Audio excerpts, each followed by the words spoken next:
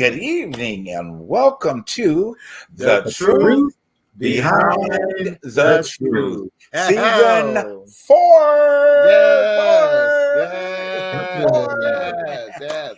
Oh my gosh, I am so excited and so thrilled, guys. I Yes. mean, man, I'm excited for the birthing of a great new season that is taking off tonight. I want to thank you, our audience, for being with us for the past 3 seasons. Now we kicking off season 4, man. It's gonna be a good one. We got a lot of stuff in store for you this season, okay? And starting out tonight, but we'll get into that in a minute. But I do want to welcome all of you back with us that have been following us for the past 3 years on all of our social media places. And if you are not liking and sharing, make sure you like, share, and subscribe, okay?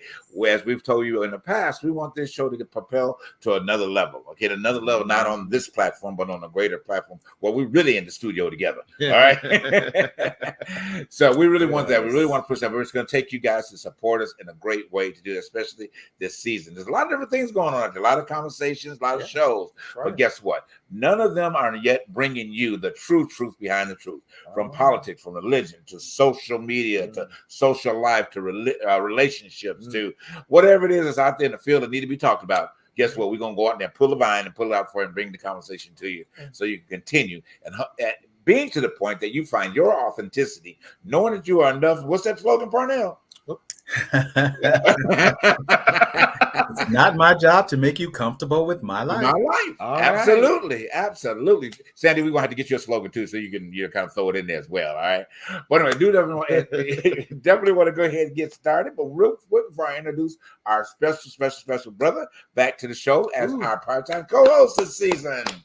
Wonderful to have I'm gonna call him Dr. Sandy Hackett, okay? Yeah. Because this man is something else. You find out tonight. If y'all hadn't watched him on the show previously, y'all gonna see tonight how he is. All right. He is legendary to us. We feel very grateful to have this legendary representation of Hollywood. I mean, his dad was a powerful man around these streets. Okay, I don't know if you know about his dad, but his dad, Buddy Hackett, was from Johnny Carson to everywhere. All right, so very powerful man in this industry. So we really are blessed, honestly, to have one of the greatest comedians out here now and doing the thing. He'll be able to tell you guys about that throughout the season and what have you. So we're glad to have him tonight. But before that formal introduction, real quick, we will raise our glasses high. And here they are. They're available for you. The Truth Behind the Truth mugs. Yes. So you guys can order them. Yes, you can. You see the information right on the bottom. You can order your mug. It's $15.99. Don't choke up at the cost, because you do it as a gift, honey. You spend more money on that anyway every day. So $15.99 ain't gonna be that big. But what we need you to do is just send a simple email to our email page, okay, which is ttbtt at actually should be ttbshow at gmail.com. Sorry about that, our production guy, but it's actually ttbtt show at gmail.com. Send an email. We'll get in touch with you on instructions how to pay for it and the way we'll get it to you. All right. Now to get into to welcoming our brother. And you know what, Sandy, I'm gonna keep you for the last point, because I'm gonna touch Parnell, because we want to hear from you a little bit. So I'm gonna touch Parnell real quick. Say, introducing, good evening, how are you? Great to see you, love you, thank you, and how you doing? Doing good. Glad to be here and having a little sip of tea in our Truth Behind the Truth mug. Yes. The cookies aren't ours, and I'm not going to name who it is because they didn't pay me to say that. Okay, good. Y'all heard sponsorship. Okay. I know, right? But it's good to see it. We're going to get in about how the summer was and all that very shortly with it. So without further ado, all right, welcoming Chuck Kessler back to the show. He's always been a brother of the show for about a couple of years now, and he's been on periodically as a guest, but now he is a part of the team. And we are glad to have him part of the team, with his complete insight of life. So y'all get your pens and papers ready, get your some wine, get some whatever you need, because he will come at you. He will tell you the truth behind the truth. But if you don't like it, so what? Okay. All right. To our brother, Sandy Hackett. Welcome, my brother. Welcome. Well, you guys are way too kind. We were learning from the best. Okay? Yes. We are truly learning from the best. So how are you, my brother? How are you? What's going on? How's your life? How's your wife? Just everything. it starts with when you ask about my wife. It's the Henny Youngman joke. I just got back from a pleasure trip. I took my wife to the airport. You know what? A pleasure trip to the airport. Right. Okay. I'm kidding. She's on her way to New York. She's actually in a plane right now, and she is debuting a brand new show that she's written and conceived called "For Once in My Life," a song that her father Ron Miller wrote, and that she fought 16 years to get the intellectual properties back for herself and her brothers and sisters. And it's the story is unbelievable. What the court battles, the scenarios, and it debuts next Sunday in New York at 54 Below, and I am headed there Tuesday because apparently I've been made the technical director, which we're in big trouble. Okay. Oh, come on. You do that all the time with your show on the road. Matter of fact, speaking of, tell people about your show on the road that you do on a regular basis, too. Well, I am not the technical director. I'm the last guy you want to be the tech guy. Okay. People say, it's not working. I said, you're right. Okay. That's my technical experience. But okay. I've got a bunch of shows. We've got my wife helped me. It's interesting because we're both the offspring of legends in their own field. My father, Buddy Hackett, and I wanted to keep his legacy alive. And I wrote a show called My Buddy. Yes. And we tour with that. Of course, with COVID, like all of us, we were down and just sitting at home going, I wish I had the audience that I could talk to. And actually joining you guys, when we were at least able to do this, video, get out there to somebody. Right, and, exactly. And you sit at home all week going, I want to talk to anybody. Right. And we're starting now to get bookings again for our shows. And then I have a show about the Rat Pack, Frank Sinatra, Sammy Davis, Dean Martin. I played Joey Bishop. I wrote my wife into the show as a character called Frank's One Love, based on Ava Gardner. And then, of course, I did stand up. And my wife has a beautiful, beautiful voice. And maybe, one day we'll get a chance to see what she's doing. But you can go look her up, LisaDawnMiller.com. She's got a terrific voice. But thanks for asking. Right. So when we sing Someday at Christmas, everyone, this year, because Christmas is coming up, we're going to think of your father-in-law, Ron Miller. I'm telling you, you just can't be a songwriter like that. And we talked about this before the show, Sandy, earlier today about For Once in My Life. Oh, that song, it still hits. It still hits. Yeah. For Once in My Life, the words are so poignant, and I'm saying it's just timeless music, and that's where I feel like music these days, it has to get back to. We got to get back to that type of writing and that type of heartfelt message. So the amazing thing about music is that you have artists that put songs out and no one covers their stuff. It's their stuff. Nobody else really sings it. For whatever reason, probably because I've always referred to Ron Miller as a modern day Shakespeare. The guy was an incredible poet. His words and his songs, they just, I said to my wife when I first met her and started listening to her father's music, I said, your father has told the story of our lives through his music and the poetry of his words. And Someday at Christmas, which you just said, that song is now, almost, it's 55 years old, and it's still being used. Last year, I don't know if you remember, who had a huge hit with it is Lizzo. Oh, wow. Had a huge hit with it. Number one song at Christmas time last year was Lizzo's version of Someday at Christmas. And I don't know her, don't know why she picked it, but God bless you, Lizzo, because it's interesting. I mean, again, so many, I think, versions of that or artists have done. I still, and you know this, I still hold fast. I love Michael Jackson's version. I went from the Jackson 5 Christmas album. To me, it's just the way I don't know if the moment that he was in when he was recorded it or whatever, it just, to me, it just transcends. I love to hear that from him. Wow. That's just like one of my favorite Christmas albums. I mean, yeah, favorite Christmas album too.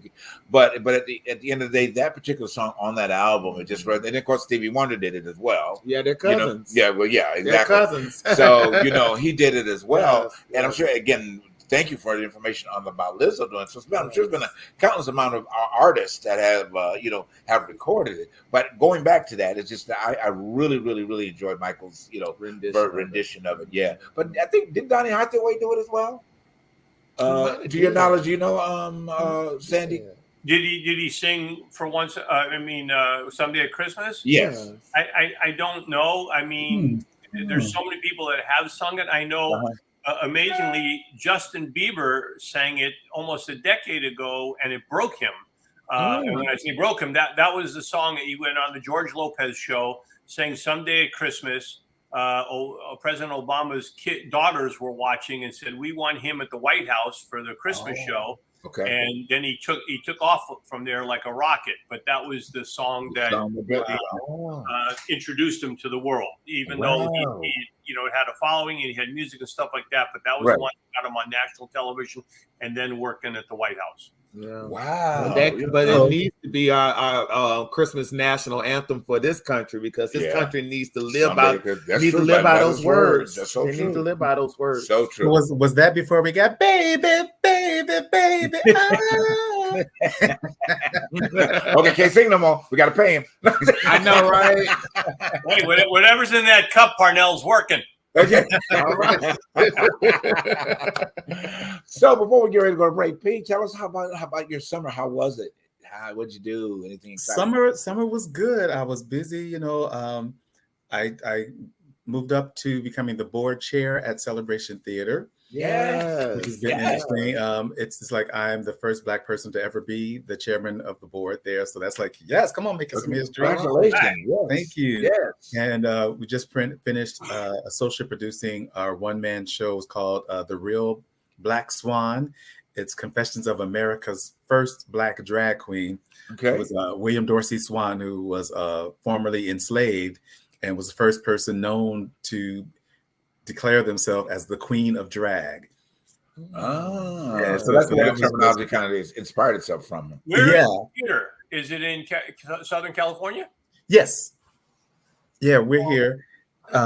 That's a great show. That should go right to Florida, to the governor's meeting. I'm done.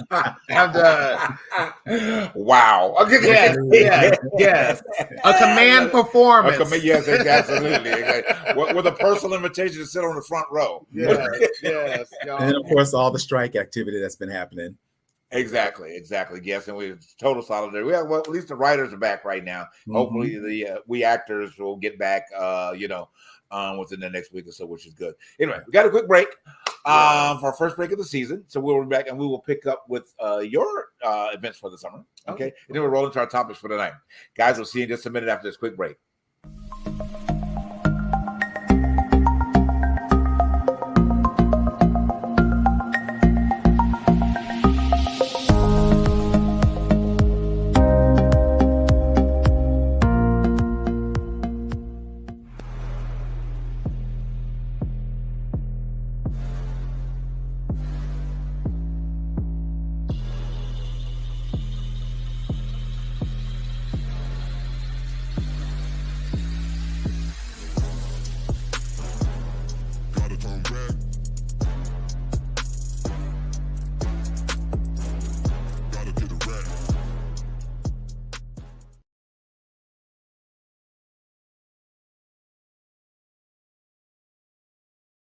All right, and we are back, guys. Thank you so much for tuning into season 4 of The Truth Behind the Truth.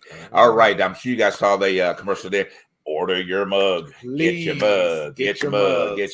So when you're sitting in front of the TV, all right, or not even just when you watch Truth Behind the Truth, but reminding yourself of the importance of Truth Behind the Truth, and all your coworkers and everything. Now Christmas time is coming up. Yes. Send that email. Hey, we'll get them out to you. Give them as gifts. All right. The gift that keeps on giving. Okay. Every time you look at it, it's giving more to your life because you're experiencing your truth behind your truth. All right. Go ahead and dig in to how your summer was. Summer was great. Okay. Summer was good. I mean, different opportunities are coming their way, and know, and hey, work is work, but without work, there is nothing. You have to keep the lights on. But I feel like things are happening. Good. But the same with you. How was your summer? I mean, a lot. I mean, it was a lot. I mean, just different. I would say different. Being honest, different highs and lows. That we experienced. During the summer. That we both experienced, and then right at the point of our. Right at the point of going on hiatus, our grandmother transitioned. So that was a little, but we want to pay homage to her, send her love, in that great place of looking back at us and wishing well, because that's something that she did all the time. She was an advocate member of follow the show when she's opportunity to be in front of us. So we're keeping it going. We're keeping it, and Miss Hattie Willis, we are keeping it going. I mean, as we grow, we will put a soundstage to her name. At the end of the day, out there. So, but it taught me a little bit more gratefulness, gratitude, things like that this year, and a lot of different things to help mold that. Some conversations I had that I didn't want to have. Okay, but it challenged me to another place. So I think that it was a point of digging in deeper, really being focused on where the catalyst of Truth Beyond Truth I wanted to go, where I would love to see, of course, the show grow, and it's going to happen. So I spent time putting that energy into the universe, and I'm putting a demand on it so that all that is connected and involved with us, that we will all have a successful season 4 and many seasons thereafter, with that. So, and again, I'm so grateful to have my brother with us, Sandy with us as well. All right. Also to add, y'all, please go out and look at the Samson McCormick interview. Yes, our interview. Samson McCormick interview on YouTube. On YouTube. Just go to his page on YouTube and you'll see the interview as well that we did. All right. Let's go ahead and dig in. I know you got the first topic over there. We're going to chat on tonight. Yeah, but Sandy, did you have something to say? Did you want to say anything before we go? I'm thrilled for Parnell. We didn't get to talk enough to get to be the chairman and the first Black guy in charge of the theater, and now you get to make the decisions about what you bring in and what's it going to do. Yeah. And you're the buck stops here, and it's a challenge, but good for you. Happy, and I want to come see a show down there one day. Yes. So you have to let me know when I'm in LA. I will come visit, because I didn't know about that guy that was the first whatever. but that's how you learn. You go to theater, you go to the arts, and we learn things about people. Absolutely. In a way that's entertaining. And then you come back with some information, which is why if you go to Florida, you'll never learn shit. Speaking about information, let's talk about this strike. Okay. So we just discussed a little bit about the strike. So I know, Parnell, you were down there on, in the situation. Right. So what did you hear on the ground? I mean, what was the atmosphere going on? Well, the great thing about it is, everybody is there to uplift one another. I mean, it's not a situation where everybody's just stomping around mad and angry. It's just kind of like, hey, we're going to be here. And that sense of people coming together for a common cause, I think just is like, we're just there to keep each other motivated and uplifted. Like, because that heaviness of being angry would just weigh you down. But when you come in, it's like, oh, we know what we're asking for is fair. Right. Some people are calling it, saying, well, the honesty thing is that it's asking for profit sharing, which is still fair. Like, wait a minute, if you're making millions and billions of dollars off of what I do on the screen, then I should share absolutely in the profits of that. Because it's like, that's great to like, you may pay me $30,000 per episode, but if you making 30 million, then it's kind of like, I should get a little more, because they're not coming to watch you manage it. Right. They're coming to watch what we do on that screen. And especially, even our background actors and stuff, like, listen, you got to pay folks. It's expensive to live in this town. Right. Yeah. And folks shouldn't have to be, having to work 3, 4, 5 different jobs to make ends meet. Right. What they do generates so much money. So that was kind of an interesting thing, just to be there and see that camaraderie, and that like, even with the video games, we've authorized the union to strike against that. Again, it's like, listen, you got to pay. You guys make billions of dollars off of these people who do these video games. They need to share in that. That's true. Those profits. And it was like 98, I think, % of SAG actors approved of the authorization to go on strike if need be. So hopefully we won't have to, and we can, that reason will be seen, and folks are like, you know what they're asking really isn't that much. Right. They've paid more in PR, folks, trying to make themselves look good than they would have paid if they just agreed to what was being asked. Right. It's like, y'all spent 5 years of what we were asking for trying to make yourself look good. You could have just said, okay, that's fine, that's fair, let's do it, let's move forward, let's get this entertainment out there. Right, and if you had paid fairly, then we could have written for you to look good, and we would have won. But you wanted to go against us. Right. So 2 points. I know we got to go on.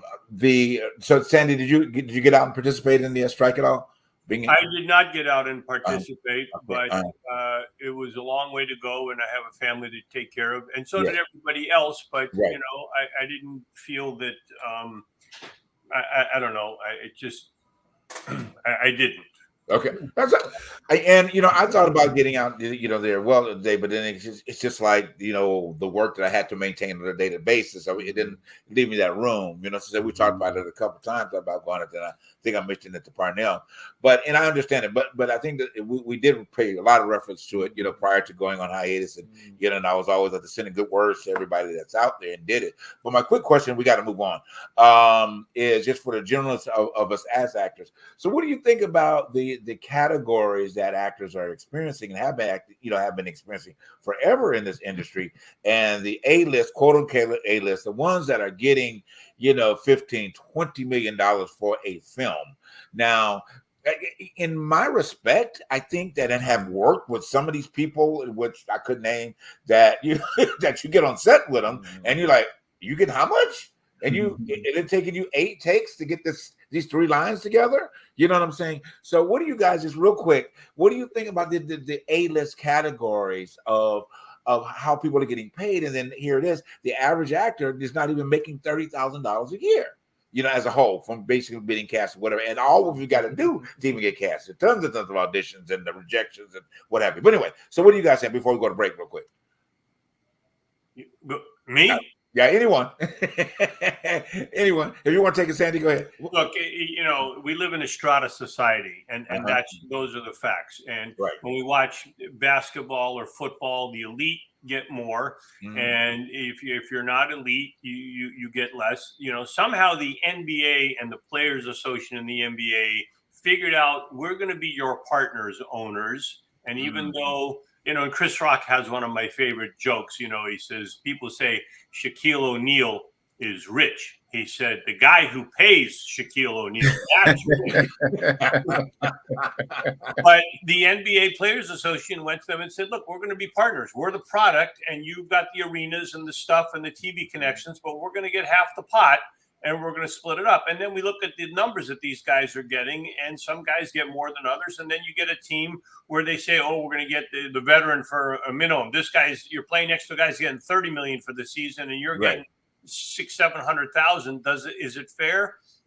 No, I don't know that that's fair, but that's what it is. If we decide to change it somehow and go, look, if you're an actor, everybody gets paid the same. But as soon as you get any kind of fame or everybody wants to see you, my goodness, I don't know. I know the name Taylor Swift. I'm not familiar with her music. She is the biggest star right now we have in the United States. Filling Stadium. She turned down the Super Bowl opportunity, and they said, what we should do is have the Super Bowl at halftime of one of her shows. That's the audience she has. Yeah. But amazingly, she's done a little battle with Trump, and the other day she came out to her to the people. What do they call them? The Swifties.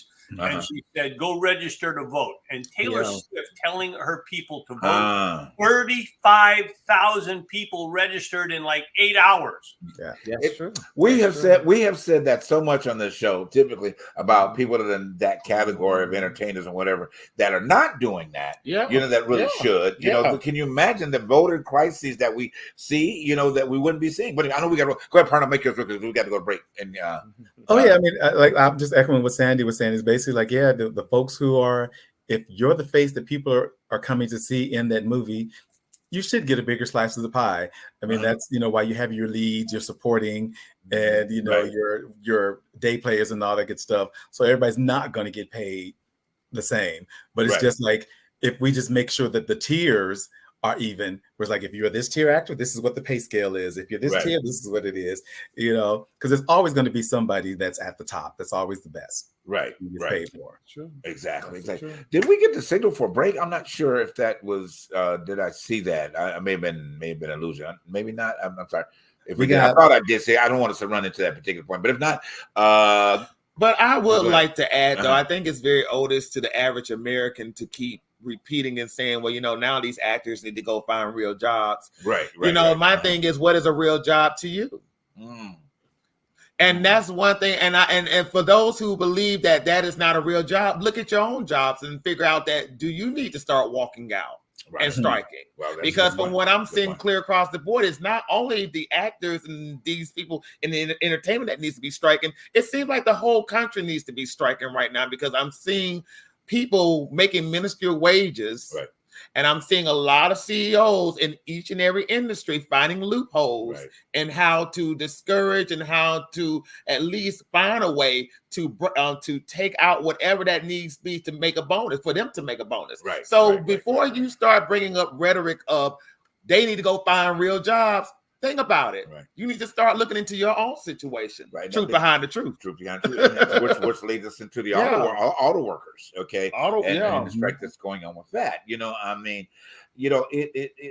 Some people, especially being from Michigan myself, the auto industry was what really back in the day, it set middle class Michigan pretty much, because you could afford the nice car, you could afford the nice home, depends on where that home was and whatever the case may be.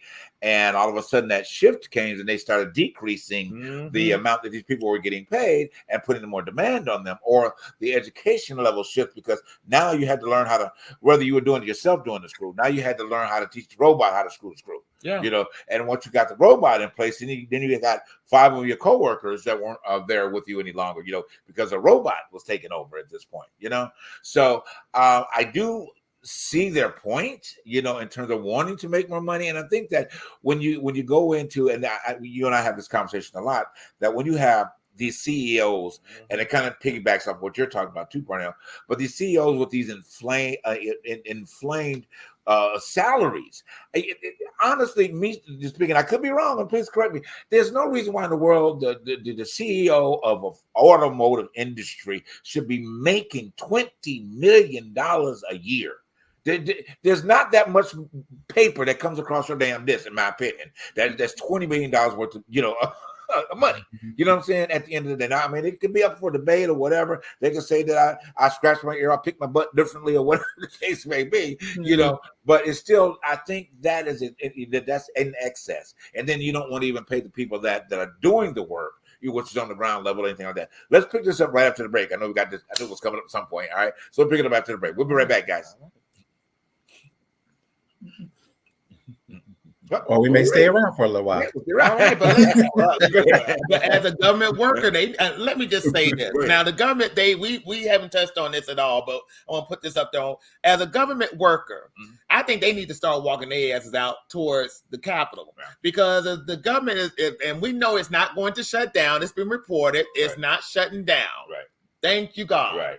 But the fact that it could shut down and people cannot and won't get paid. I'm talking about people like your TSAs, people who are working for serving in the military and all that stuff. These people don't get paid. Now, how as a congressman and as a senator, you can sit up there on a job and declare that we're going to shut down the government, which is going to take away somebody's livelihood. I'm just saying. Except theirs. They still get paid. Exactly. Except for, and Sandy, I'd love to hear your point about this. Please, Sandy, take it, because I'm still trying to. I'm trying to understand this. This is such a hot topic and such a hot button. First of all, since it's the truth behind the truth, let's tell the people that are listening and watching, in case you don't know, that one of the proposals that the Republicans put forward was to get a COLA raise, cost of living raise, but it's bullshit, because really what it was is give us more money while all of you don't get more money. Congress should get more. We want to give ourselves a raise, and the hell with you. So that didn't go through because the Senate wouldn't let it go through, and enough representatives said, no, we're not buying into that one. But they tried to float that and put that out there. And this was a last minute, and the repercussions from this of what's going to happen. Will Kevin McCarthy stay Speaker of the House because he had to go bond with the Democrats in order to get a bill to keep, and he did what he had to do to keep the country open in the best interest of America, which is one of the few times Kevin McCarthy has made a decision in the best interest of America. Because when we look at some of these issues, and whatever your persuasion is, if you're so far right with Matt Gaetz and Marjorie Taylor Greene, and you believe that crap, and you go, hey, we're a country here. There's 330 million people. People just they want to go to work. They want to get paid. They want to be able to afford food on their table, clothes for their children. They want to be able to go to school. They want to be able to engage in the American dream and get better and do like Parnell, raise up the level to where he runs a theater and has a job where he's the boss, if that's what you aspire to. And you're right, Dylan. If the country closes down and our military is not paid, and they're going to get paid eventually when they reopen the thing, why should they be sitting there going, we don't have money this week to pay for, we hope you open it soon so we can get paid? That's wrong. It's wrong. So yeah, I have a lot to say about it, but thank God we've got a 45-day stay of execution. We don't know what's going to happen. This could very well cost Kevin McCarthy his job. And the Republicans, the stuff they're doing. And look, I hate to say, I used to be a Republican in theory, but the stuff with Trump and the way we do it, and I go, I'm for less government, but I also think everybody's it's got to be fair. Eventually, we're going to get to a place, and people want to call it socialism and stuff like that, but why shouldn't we all have enough money, enough food, enough everything? Why shouldn't you should just be like in Star Trek when they predict in the future? There's nobody, you go in and you eat. You don't go, I can't afford the steak. Go in and the replicator makes you whatever you want. You go, that's the way life should be. Things should be, we feed people. You come in, I feed you. And I get paid as a restaurateur to keep my doors open and feed people and take care of humanity. And eventually, that's what we have to be if we're going to be a true society. Or survive, period. Right, because we're killing our planet, and the people say, oh, we're not killing the planet. Really, we got ice shelves breaking off. We got sea levels rising. Cities that are building things to concern themselves to save. Or New Orleans is getting their water contaminated from the water. And Manhattan is sinking. Yeah. Oh my God. Manhattan is sinking as we speak. My second favorite city. It's a shame what's going on with the flooding in New York. It really is. Yes, it is. It's a shame. I saw a video, I think, on Instagram today. These people on the bus, and just the water was like flooding. I'm like, oh my God. Yeah. I mean, this is insane. So, and kind of piggybacking off your point there, and with these idiots, along with the other combined Trump idiots that are there, but these idiots that we have in Washington, at this particular point in time, typically the far right people, I really don't.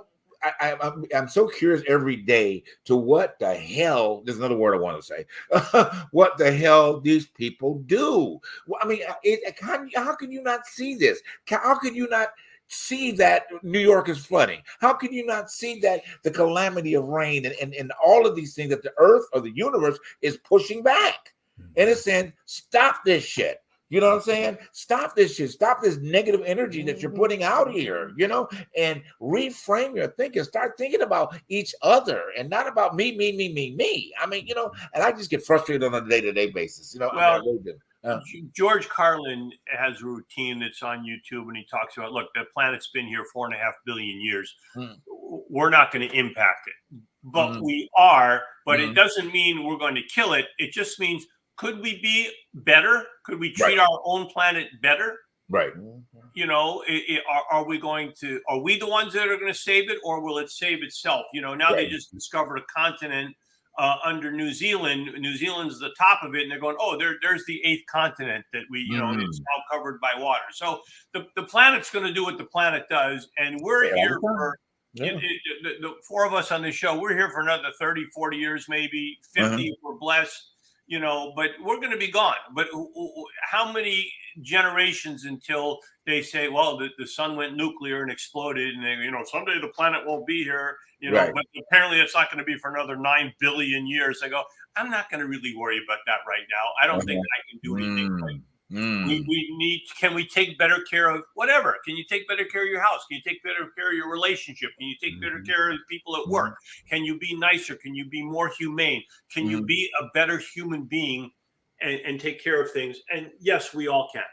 Right. Well, your boy Trump said in order for us to stop forest fires, we need to drain the water and moisten up the forest. We need to flood the forest. Wow. If that makes sense, where is this water going to come from? Where we're going to drain whatever he's supposedly going to drain and flood the forest? I'm trying to.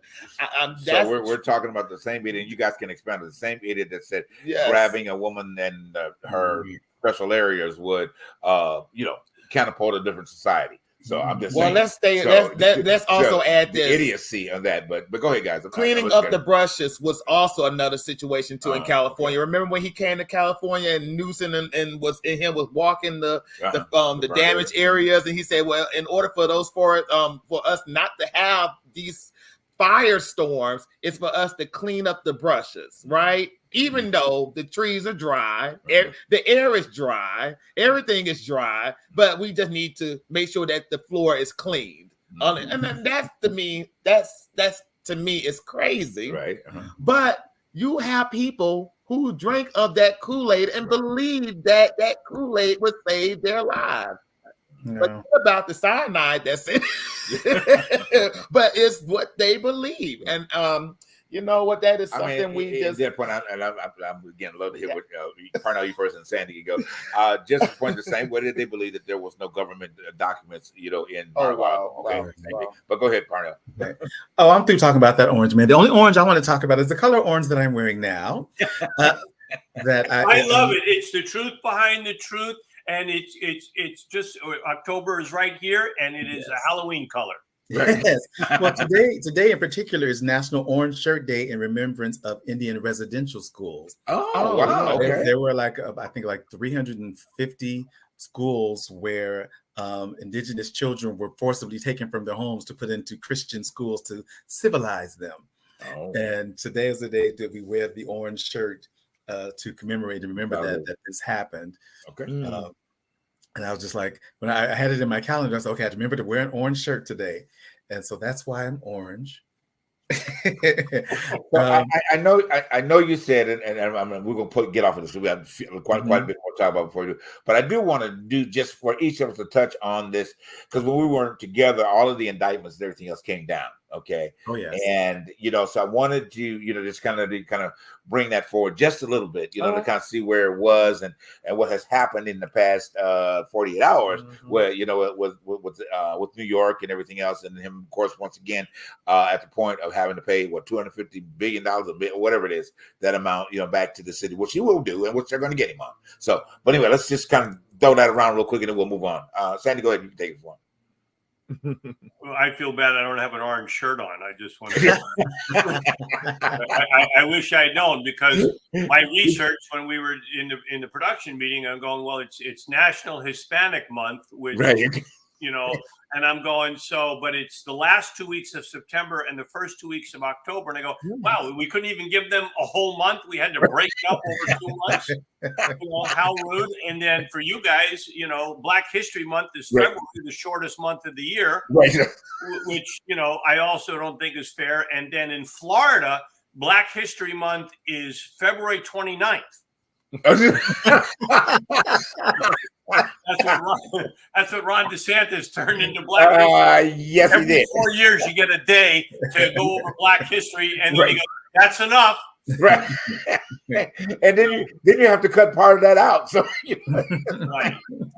What I love about it here's the important thing in the truth behind the truth. These indictments, you've got half the country, or 40% of the country, that supports Trump thinks this is all BS. It's not. They're real. They are in Florida. They are in Atlanta. They are in Washington, D.C. They are in New York City. And there are other things, plus the woman that he raped that they gave a. So it's not fake. And no matter what you say, oh, it's been debunked, it is not. It is real. This it's not like, oh, there's one heavy charge or a couple. 91. 91. If you're a parent and your kid came home from school and you said he didn't something or other, you go, okay, I'm going to defend my kid. But if you go, every teacher's calling me every minute going, do you know what your kid did? Do you know what your kid did? Do you know what your kid did? Do you know what your kid did? 91 times you go, maybe it's my kid. Right. So if you're listening and you support Trump and you want to defend him, just know he's a liar. He's an asshole. These 91 counts, and he may not be found guilty on all of them, although he should, but he's going to get found guilty on a bunch of them. And he doesn't deserve to be our president. There are better human beings on this planet that deserve to be president. And and the sad thing is none of them are running on the Republican ticket. Yeah, well, and it's so funny to add on to that. In this country, it seems like bad behavior is celebrated. His bad behavior is so celebrated. You have people who, like me, like you, Sandy, who believe that, well, you know what, like you say, it's all for entertainment, it's all for show, but it connects them. They connect with his mugshot.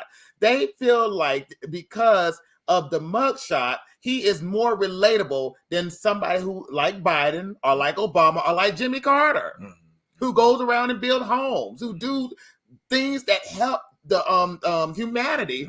Is better than celebrating that, but we have to celebrate this because I can connect with that. It makes him more of what they call a blue collar type of situation of a man, if that makes sense. It makes him something that I can really get down in the dirt and talk to, and that's something that kind of baffles me a little bit, because I'm like saying, y'all don't understand that this man for many years should have been locked up. Even when he was running Trump Tower, even when he was doing bad business in Atlantic City, this man should have been arrested in the 90s. But now finally he has become, he, after the fact of being president, and they saw how awful he was, and still this man is talking about, and I'm so sorry I'm going off kilter with this, but his campaign speech is all about retribution. Retribution. What is retribution? It's all about revenge, and revenge against whom? Those who he feels are the enemy. And liberals, black, Jewish, man, woman, gay, straight, liberals are the enemy. And for anybody in LA, we live in LA, he's telling them to their face, I will not support you, nor will I give y'all any government assistance if I become president, because y'all voted against me. I will not support you. And you still have people here in this city and all over the U.S. saying I will support him regardless. And let me add this, and this will be the last thing. Anybody who is illegal in this country, get ready, because he's talking about mass deportations. Mass deportations.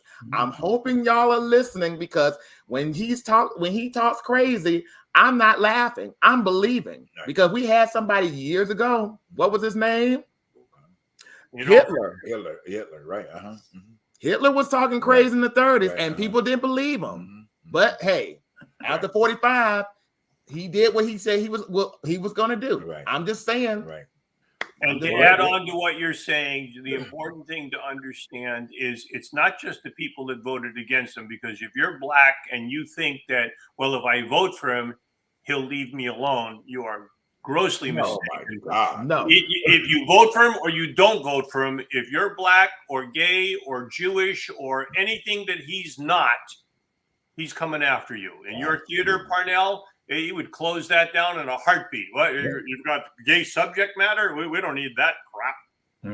It's fine. You know, there was one time, I'll leave this with this kind of semi-joke, and then we'll move on to the next topic right there.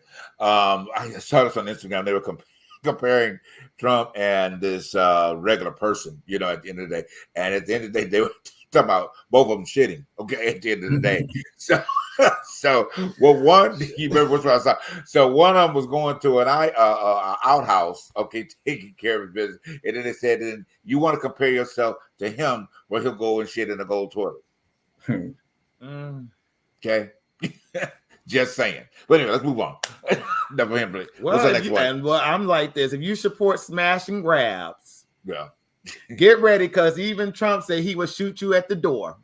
So I'm just saying, if you and I think, and get it off of Trump just a little bit. These smash and grabs are getting absolutely ridiculous. Yes.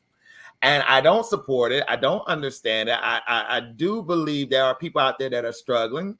And I understand that because we are struggling too. That's just truth behind the truth. We're struggling.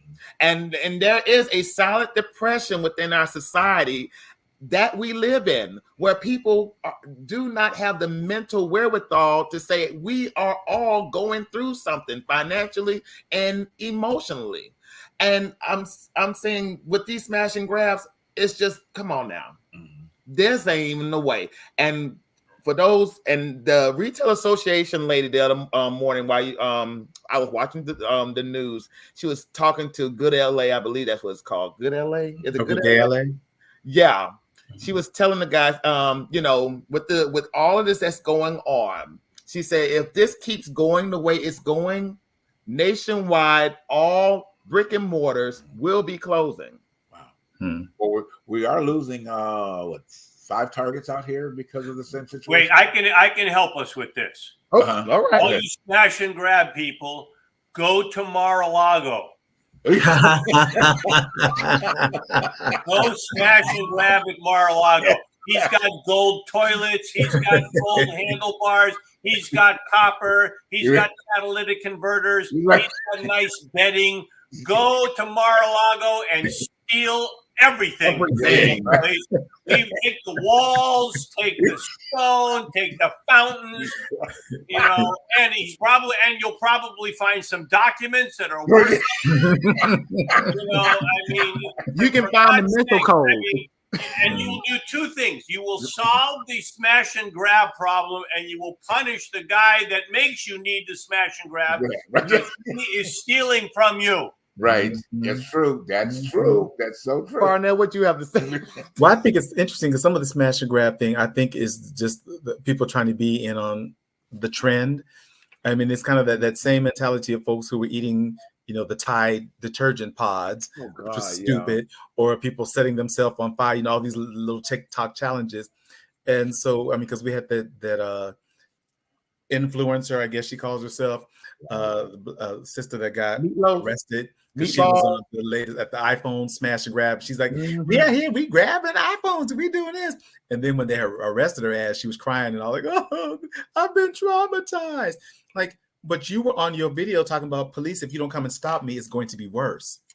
Yeah. But you're traumatized when they grab your ass up and throw you in jail. Right. We have a distant friend that who should be nameless. Yeah, exactly. Nameless. Me, and again, I totally detested even back when this type was happening during Black Lives Matter, and what we were experiencing, and protesting peacefully, dissatisfaction, perfectly fine. But when that becomes something else for you to do something else, that's a huge problem.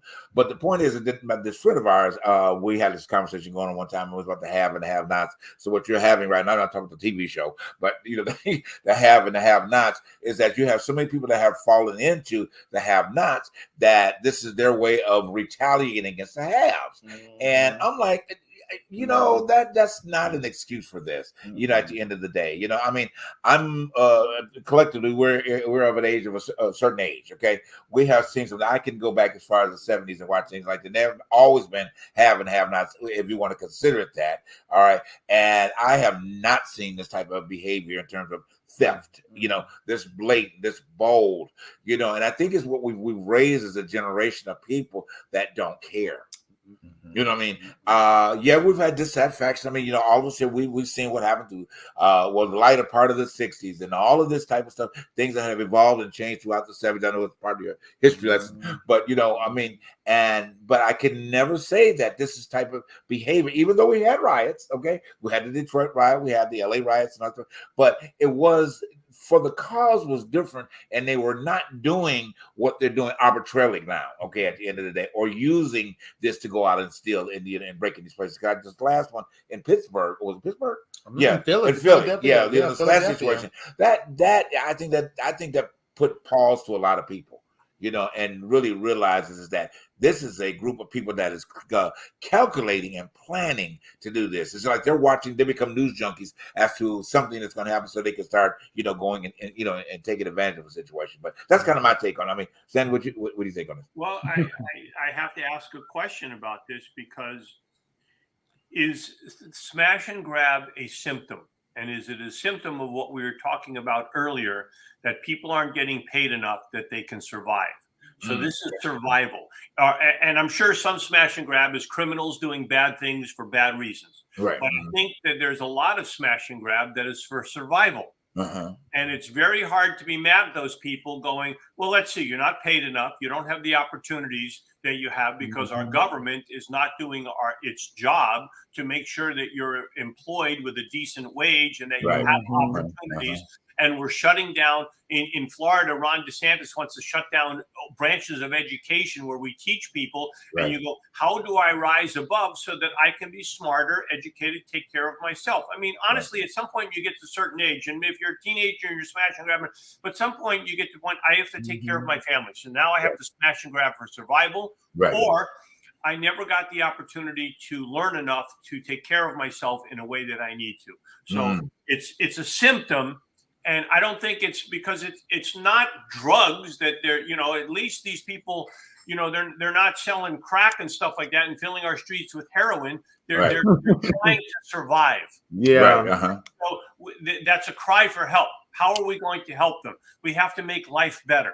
So our representatives, the people we put into Congress and in the Senate and as mayors in towns and city councils, we have to find out what can we do to make this situation better for these people so we don't have smash and grab. It's a cry for help. Yes, I mean, and there's a black market for it too. But you know, the thing about it is, when I look at my social media, and I see this going on, and I go down into the comment section, and there you got a situation where people are watching these people steal, and the one comment that says, "Well, why can't they do something about this? Where's the security? Why can't they prevent this?" And my thing is, and this is me. I don't know about y'all. But when people tell me you're not supposed to make a livable wage because what you do is unskilled. That's very low. But that's crap. It is. And I'm gonna let you have it say what you do is unskilled, but see, you want me to be skilled in preventing a robbery, putting myself in harm's way. You know, and the first thing they would tell you as a service worker, always try to keep a level head. In any situation, keep a level head. But when you keep a level head and when you got somebody rear back to want to hit you over the head with whatever that is, and somebody's telling you, well, still, it's unskilled. You're unskilled. But why don't you get in the situation and I'm just saying this, and I'm going to let you have you say something, Sandy. Why don't you put yourself in these people's places, in these people's shoes, when they have to take the abuse for only $18 by the hour or less? Why not do anything? But you know, that's my little rant, Sandy. Go ahead. Let me drop this nugget in real quick. So, but that goes back to what you were saying earlier on, you know, and I think the catalyst of where this country is, and the idiocy of people that want to follow behind Donald Trump. You know, I mean, at the end of the day, because this is a clear situation where you don't know who you are as a person. Okay, and not knowing who you are, I think a lot of times the demographic of where you come from, because if you're not taught that you're great, if you don't hear that you're great, and all you hear is that the downside of life is, to your point, Sandy, then these people don't know what to do. So this is the way that they get in survival mode, and they see that there's not food on the table, or my mom calls me these bad names, and and the list goes on in certain communities. And we're not just talking about the African American. I mean, there are rural areas, I mean, in middle America that don't know who they are, and a lot of them don't know who they are. But they found some sort of allegiance in this idiot that he makes them think that he is like them. And I'm sorry for bringing this back, equating this back into the conversation, but I just don't get that. You know what I'm saying? I just don't get that, because how can you, like I said before we changed the conversation, you get an example of a man going into a outhouse, and then they show him going into a gold toilet. What? Hey, really? He's even telling you that excuse me for blaming, but I even shit on a different level than you do. Now that's pretty bad. That's pretty bad. But go ahead, Sam. I didn't mean to interrupt you in your point. No, I agree with you guys. But when you say about $18 an hour, and that's not a great wage, but it's not the old. I mean, when I was young, it was $5.50 an hour or something like that. But it's not the $18 an hour. What it is all the employers that say, we'll hire you for 22 hours a week, so we don't have to pay your insurance. Exactly. But it's paying the same thing. Exactly. If you get 18 something an hour and you get insurance and you go, okay, it's not the best wage in the world, but maybe I can work my way up to management. Maybe I could move across from this industry to another industry, but I need to be able to take care of my family and have insurance. As soon as I get any kind of medical or situation, I'm broke. Right. It's true. So, well, but to your point, there is that is one of I think the behaviors, and I don't know if we were just going to consider that how capitalism rules, employment, but it is the truth behind the truth, and the fact that when there's a higher wage offered, then the hours become less, so they still keep it the same thing that they did in the beginning. So you don't progress. You don't make any loophole. The loophole. So I would say capitalism loophole, and it's just there's so many levels to that. But anyway, we got to go on because we're running out of time. You had one more point real quick for the last couple minutes here. Oh, to be honest, no, that was about it. To be honest with you, that was it. I'm sorry, bless you, I'm sorry, I'm getting a little confused here. I'm looking at our time and wondering kind of what's going on here. Apologize about that, guys. But anyway, so I know, Sandy, you kind of made it a point. I know we mentioned in the production meeting you're going to mention about the Hispanic month. I know you made a quick laughter about it, but let's kind of enumerate on that real quick for next minute, and then because we do want to celebrate our Hispanic community. And let them know that we're so much a part of them, and the fact that, like you said, even though the month is halfway of the month, we give them a month and a half, or half a month to celebrate. But go ahead, real quick. I know there was a point you were going to mention about it in our meeting. No, I didn't. You want to celebrate the Hispanic? He's got for the Indian kids. He's wearing orange, and then it was also September was like National Stop Suicide or something, and I go, wow, we don't have enough time to give out to everybody for their causes. Everybody's just jumping in and grabbing whatever they want. Right. But I wrote a joke years ago about when you're talking about all this smash and grab, when there was looting in Los Angeles, and I walk on stage in a suit, and I said, you like my suit? And you're like, oh, I said, I just got it. I said, during the looting. I said, I was looting, and I got this during the looting. And the guy next to me said, is this your first time looting? And I said, yeah, how'd you know? He said, you're the only one in here trying on sizes. I get it. What? Oh, wow. Wow. So, look, wow. We have a country, we have people out there, and if we're going to be the truth about the truth, you've got to go out and do the research yourself and find out what the truth is. You've got to know that Donald Trump, if he didn't do all 91 counts, he did enough of them that he shouldn't be the leader of our country. He will rain retribution on if you are black, if you are gay, if you are Jewish, if you are not what he is. He will rain retribution on you and destroy your life and take everything he can away from you to keep it for himself. So go out there and do the research. Listen to us and say, I need to understand the truth and the truth behind the truth. Trump is not telling you the truth. By no stretch of the imagination, I mean, at all. I'm wondering, we may have a little technical difficulty going on tonight. I know we're at time. Yeah, we're definitely at time. and I'm not in a position to assist him. So you guys keep talking. Okay, we'll run over a little bit, and I'll figure out how to support him. I'm not sure what. Parnell, what's the next show coming up in your theater? Well, actually, the next thing we're doing is we have our 40th anniversary celebration that's happening on October 18th. So that is it's going to be at the Gay Lesbian Center here. So we're going to be doing that. So Sandy, come be our guest. How big a theater is it? How many seats? How many seats is it? I know I can't remember how many seats it is, but I know we're aiming for 200 guests. Wait, you're the boss. You're supposed to know these questions. Make up stuff if you don't know. I'm just in charge of making sure the board meetings happen on time and stuff. But the executive director and the artistic director, I just kind of go like, okay, all right. Well, good. Gotcha. Well, thank you for sharing that. We got the clue that we're all set. We're okay. We apologize for being over, but we're running a little technical difficulty tonight. But it's okay. That's what happens on live TV. But guys, thank you so much for tuning in to first show of season 4. It has been powerful. I hope that you guys will take away from this. Typically tonight, focusing a little bit more on your understanding in the political arena. If you are a Trump supporter, stop. Okay, wake up. Pour that Kool-Aid out that you drink, that you go to your refrigerator every week that you pour it in that cup. Definitely not in the Truth Behind Truth cup. Please. But but then by that order, the Truth Behind Truth. And maybe you need to do that so you can realize that you're not dealing with the truth. In and of itself.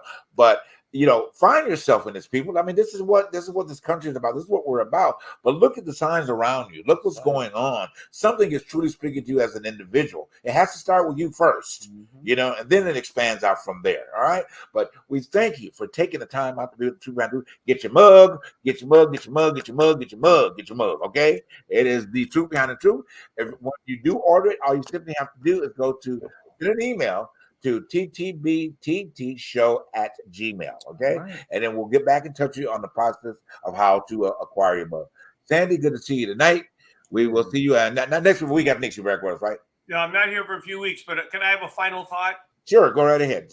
If you're out there, first of all, don't apologize for going over, because we're the truth behind the truth, not lie after lie after lie. Right. So the people that are watching need that. And second of all, if you're a human out there and that's who's watching, go do something nice for somebody. Don't expect anything back.